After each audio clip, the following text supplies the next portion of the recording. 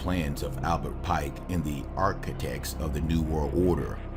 In the 19th century, Albert Pike established a framework for bringing about the One World Order. Based on a vision revealed to him, Albert Pike wrote a blueprint of events that would play themselves out in the 20th century, with even more of these events yet to come. It is this blueprint which we believe unseen leaders are following today, knowingly or not, to engineer the planned Third and Final World War.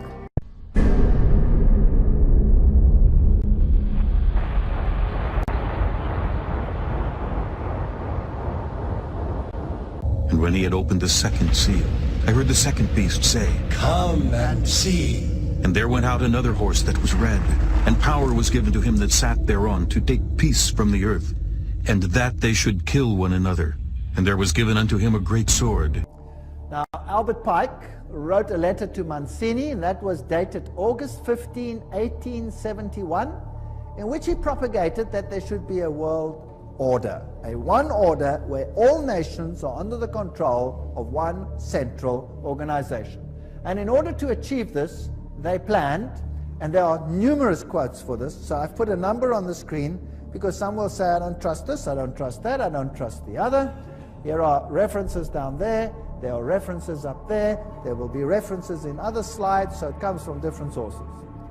He said, and this was, by the way, on display in the British Museum and could be seen there until it was taken away. The First World War, to overthrow the power of the Tsars in Russia, protector of orthodoxy, and bring about an atheistic communistic state. Did that happen? Yes. Now that was written long before this event. Long before this event. This was written in 1871, but this war broke out in 1914. The Second World War, that's also written long before the event, to originate between Great Britain and Germany, to strengthen communism as antithesis to the Judeo-Christian culture, and bring about a Zionist state in Israel. Did it achieve this objective? Yes. In fact, after this war, Israel, in its present form, was reinstated under the protection of Britain. And then, interestingly enough, a Third World War, a Middle Eastern war involving Judaism and Islam, and spreading internationally. That's fascinating. Is that on the cards, or what do you think?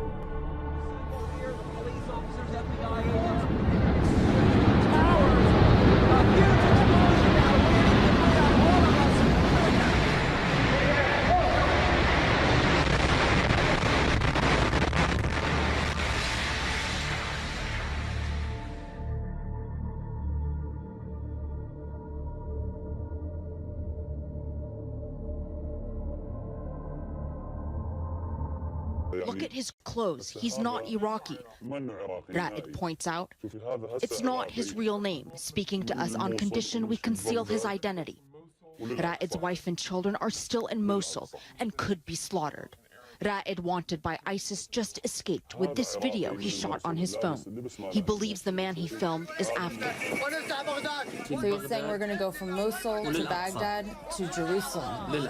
And he says he was speaking in broken Arabic and clearly wasn't Iraq. Ra'ed's experience in the images a rare glimpse into the murky world of ISIS and how it solidified its grasp. See, the kid is giving the ISIS fighter a kiss. Some of the women were even throwing chocolate on them and shouting, "You saved us from the security."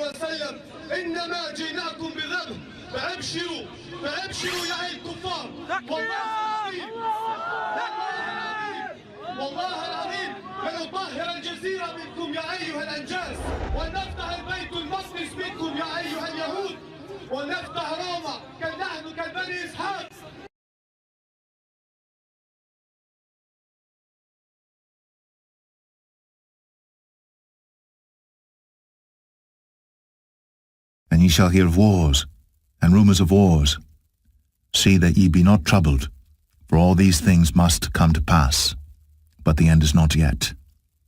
For nation shall rise against nation, and kingdom against kingdom, and there shall be famines, and pestilences, and earthquakes in divers places.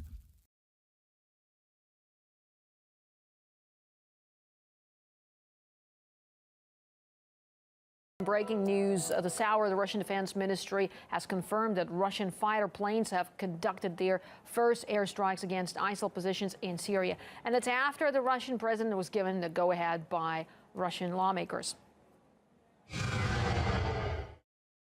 The only way to combat terrorism in Syria and in neighboring countries is to act preventatively, to destroy the terrorists on the territories that they've already captured.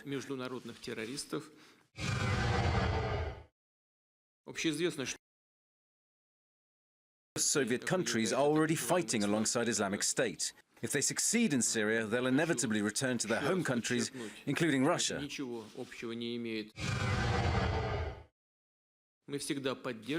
Russia has always supported and still supports the fight against terrorism.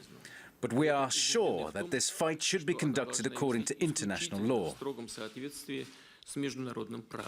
Now, the Pentagon has confirmed that the Russian military notified the U.S. it was starting its air operation. Our Lisa Phelan is in the Syrian capital, Damascus.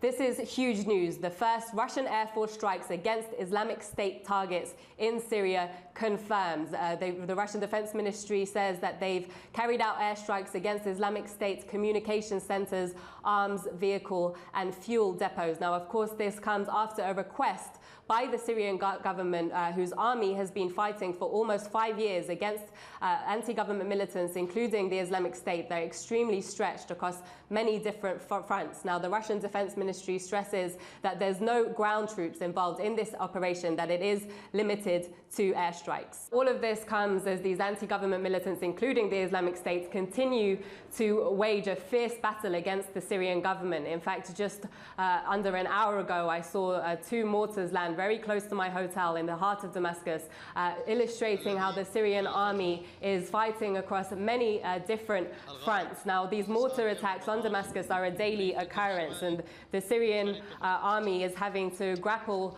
with these attacks in Damascus, in Aleppo, in Homs, on various different fronts. Certainly sounds like we are on track. Well, here's another quote. Just in case people don't like that quote. Mazzini with Pike developed a plan for 3 world wars so that eventually every nation would be willing to surrender its national sovereignty to a world government. The first war was to end the Tsarist regime in Russia, the second to allow the Soviet Union to control Europe, the third world war was to be in the Middle East between Muslim and Jews and would result in Armageddon. Interesting. Now, how were they going to do it? Let's read what Albert Pike wrote about these wars and how they were going to be unleashed. He wrote, quote, "We shall unleash the nihilist and the atheist," so the destroyer and the atheist, "and we will provoke a formidable social cataclysm which in its horror will show clearly to the nations the effect of absolute atheism. Origin of savagery and the most bloody turmoil. Then everywhere the citizens obliged to defend themselves against the minority of revolutionaries will exterminate these destroyers of civilization, and the multitude, disillusioned with Christianity, will receive the pure light through the universal manifestation of the pure doctrine of Lucifer.